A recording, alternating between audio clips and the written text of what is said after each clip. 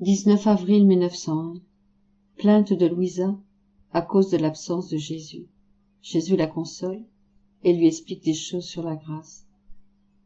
Je continue de passer mes journées privée de mon adorable Jésus. Au plus, il vient comme une ombre ou un éclair, en laissant mon pauvre cœur extrêmement amer. Je ressens tellement son absence que tous mes nerfs, mes fibres, mes os et même les gouttes de mon sang se débattent continuellement en moi en me disant « Où est Jésus? Comment l'as-tu perdu? Qu'as-tu fait pour qu'il ne vienne plus? Comment ferons-nous pour demeurer ici sans lui? Qui nous consolera d'avoir perdu la source de toute consolation? Qui nous fortifiera dans notre faiblesse? Qui nous corrigera et nous dévoilera nos défauts si nous sommes privés de cette lumière? » Plus qu'un courant électrique, cette lumière pénétrait nos plus intimes cachettes et avec la douceur la plus ineffable, elle corrigeait et guérissait nos plaies. Sans Jésus, tout est misère, tout est désolation, tout est sombre. Comment ferons-nous? Malgré cela, dans le fond de ma volonté, je me sentais résignée. Je poursuivais ma route, en offrant son absence par amour pour lui, comme étant mon sacrifice le plus grand. Tout le reste me faisait une guerre continuelle et me torturait. Ah, Seigneur, combien cela me coûte de t'avoir connu, et quel prix élevé tu me fais payer pour tes visites passées. Pendant que je me trouvais dans cet état, il se fit voir brièvement et me dit « Ma grâce est une partie de moi-même. Toi, en possédant ma grâce, tout ce qu'elle forme dans ton être ne peut rester sans moi, par stricte nécessité.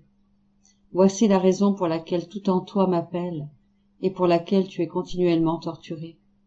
Étant imprégné et rempli d'une partie de moi-même, les âmes se trouvent en paix et sont contentes seulement quand elles me possèdent, non seulement en partie, mais totalement. Comme je m'étais plainte de ma dure situation, Jésus ajouta « Pendant ma passion, moi aussi j'ai éprouvé un extrême abandon, bien que ma volonté fût toujours unie à celle de mon Père et à celle de l'Esprit Saint. J'ai voulu souffrir cela pour diviniser la croix en toutes choses, tellement que, en me regardant et en regardant la croix, tu trouveras dans l'un et l'autre la même splendeur, les mêmes enseignements et le même miroir dans lequel tu pourras continuellement te mirer sans que tu ne voies de différence entre te mirer dans l'un ou dans l'autre. 19 avril 1919. La sainte humanité de Jésus a rétabli l'harmonie entre le Créateur et les créatures. Me trouvant dans mon état habituel, j'étais très affligée. Mon toujours aimable Jésus vint, m'embrassa, et entourant mon cou de ses bras me dit « Ma fille, qu'est-ce qui ne va pas?